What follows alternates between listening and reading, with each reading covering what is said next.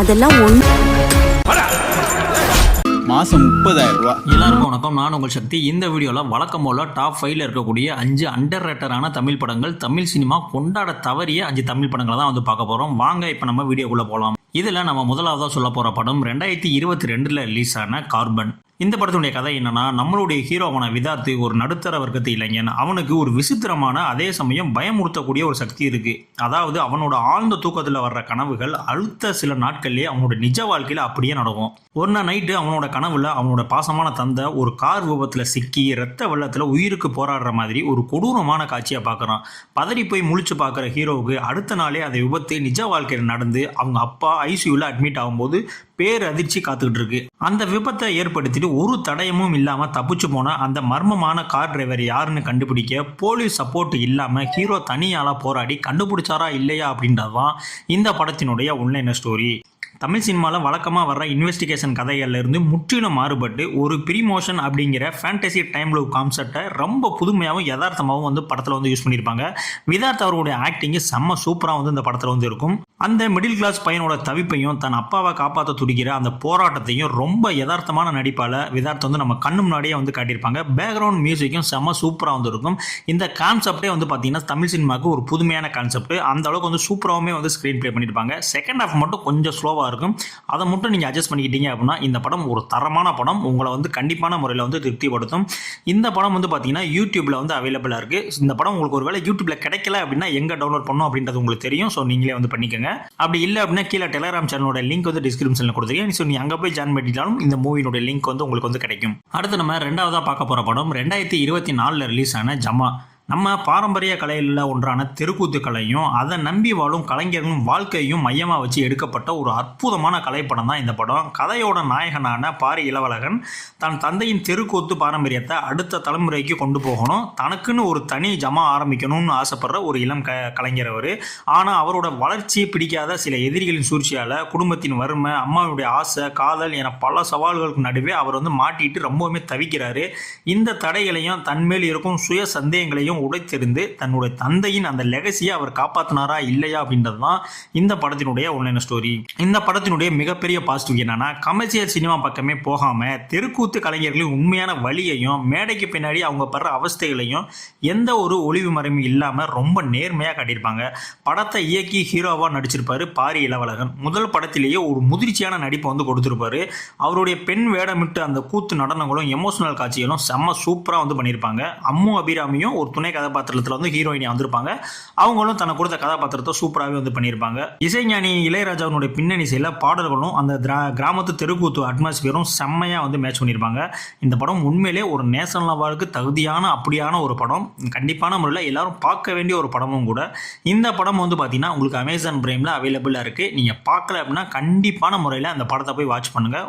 ஒரு national award ஒர்த்தான ஒரு படம் இது. அடுத்து நான் மூணாவதாக சொல்ல போகிற படம் 2023 ரிலீஸ் ஆன தலைக்கூத்தல். இந்த படத்தினுடைய கதை என்னன்னா, கதையினுடைய நாயகன் சமுத்திரகனி ஒரு சாதாரண மிடில் கிளாஸ் குடும்ப தலைவன். அவரோட வயதான தந்தை முத்தையா கடந்த சில வருடங்களாக கோமா நிலையில் படுத்த படுக்கையாக இருக்காரு. அப்பாவை எப்படியாவது குணப்படுத்திடணும்னு பழனி தன் கையில் இருக்கிற பணத்தை எல்லாம் செலவழித்து கடன் வாங்கி போராடிட்டு இருக்கான். ஆனால் அவனோட இந்த பிடிவாதத்தால் குடும்பத்தில் கடுமையான பண நெருக்கடி ஏற்படுது. அவனோட மனைவியும் இதை எதிர்த்து சண்டை போட்டுட்டு போயிடுறாங்க. அந்த கிராமத்தில் இருக்கிற சில சொந்தக்காரங்களும் ஊர்க்காரங்களும் இனிமே இவரை பிழைக்க வாய்ப்பில்லை, பேசாமல் தலைக்கூத்தல், அதாவது முதியவர்களை கொள்ளும் ஒரு கொடூரமான சடங்கு முறை அது. இந்த மாதிரி பண்ணி அவரை நிம்மதியாக வந்து போக வச்சிடலாம் அப்படின்னு சொல்லிட்டு சமுத்திரகனிக்கு வந்து ப்ரெஷர் கொடுக்குறாங்க. ஒரு பக்கம் பெத்த அப்பா, இன்னொரு பக்கம் தன் குடும்பத்தோட எதிர்காலம்னு ரெண்டுக்கு நடுவில் மாட்டிக்கிட்டு தவிக்கும் நம்ம சமுத்திரகனி அந்த சமூகத்தின் கொடூரமான சதிக்கு சம்மதிச்சாரா இல்லையா அப்படின்றதான் இந்த படத்தினுடைய உண்மையான ஸ்டோரி. இந்த படத்தோட மிகப்பெரிய பாசிட்டிவ் என்னன்னா, தமிழ்நாட்டின் சில பகுதிகளில் இன்னும் மறைமுகமாக நடந்துட்டு இருக்க அந்த தலைக்கூத்தல் அப்படிங்கிற ஒரு மிக முக்கியமான யதார்த்தமான சமூக பிரச்சனையை எந்த ஒரு கமர்ஷியல் சமரசமும் இல்லாமல் ரொம்ப நேர்மையாக தைரியமாக பதிவு செஞ்சுருக்காங்க.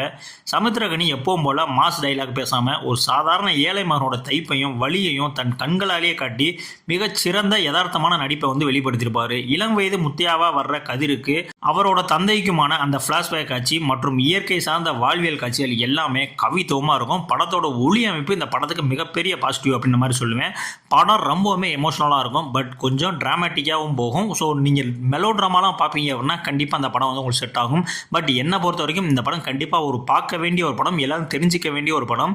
இந்த படம் வந்து பார்த்தீங்கன்னா உங்களுக்கு நெட்ஃப்ளிக்ஸில் அவைலபிளாக இருக்குது. பார்க்கல அப்படின்னா கண்டிப்பாக அந்த படத்தையும் வந்து வாட்ச் பண்ணுங்கள். அடுத்த நாளாவதாக நம்ம பார்க்க போகிற படம் 2013 ரிலீஸ் ஆன மத யானை கூட்டம். படத்தின் கதாநாயகன் பார்த்தி தேனி பக்கத்தில் இருக்கிற ஒரு கிராமத்தில் தன் தாய் மற்றும் அக்காவோட வாழ்ந்துட்டு வர்ற ஒரு யதார்த்தமான பையன். இவனோட அப்பா ஜெயக்குடி அந்த ஊரில் பெரிய ஆள். ஆனால் அவருக்கு 2 மனைவிகள். இவங்க 2வது மனைவியோட குடும்பம் ஒரு கட்டத்தில் அவங்களோட அப்பா இறந்துட அவரோட இறுதி சடங்குகளை செய்கிறதுல 2 குடும்பத்துக்கு நடுவில் இருக்கிற அந்த பழைய பகை, ஜாதி பெருமை மற்றும் சொத்து தகராறு எல்லாமே ஒன்றா சேர்ந்து பயங்கரமான ஈகோ யுத்தமாக வந்து வெடிக்குது. முதல் மனைவியோட மகன்களும் சொந்தக்காரர்களும் சேர்ந்து பார்த்தியோட குடும்பத்தை ரொம்ப கேவலப்படுத்த, அது வரைக்கும் அமைதியா இருந்த பார்த்திக்குள்ள இருக்கிற அந்த மதையான வேகம் வெளியேறுது.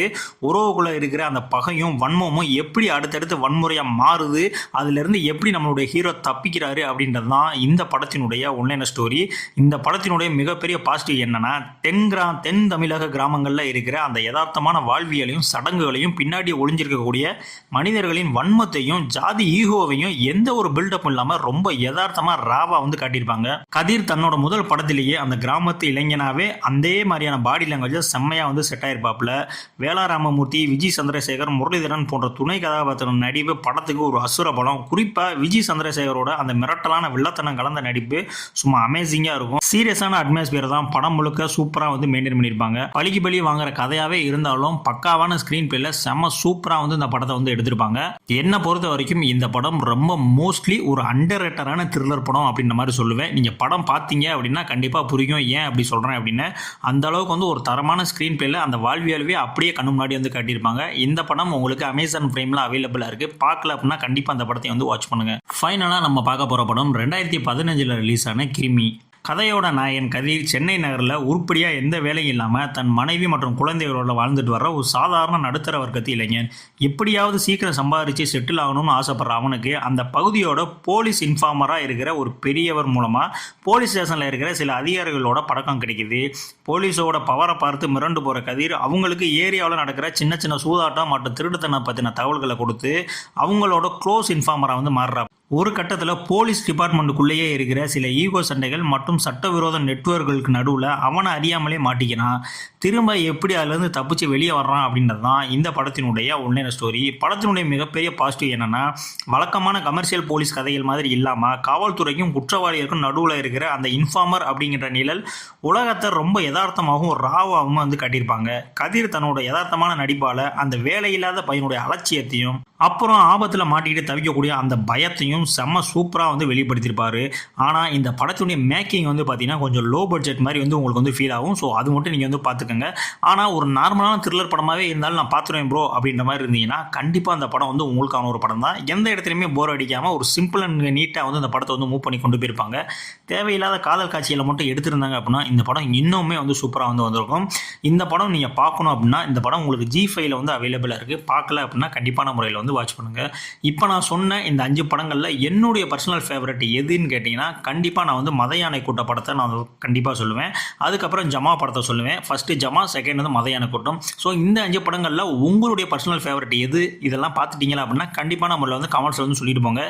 இதே மாதிரி வீடியோ அண்டர் ரேட்டடான படங்கள், தமிழ் படங்கள் இன்னும் போடுங்க ப்ரோ அப்படின்னா கண்டிப்பாக சொல்லுங்கள். அதற்கான வீடியோவும் நான் இன்னும் போட்டுகிட்டே இருக்கேன்.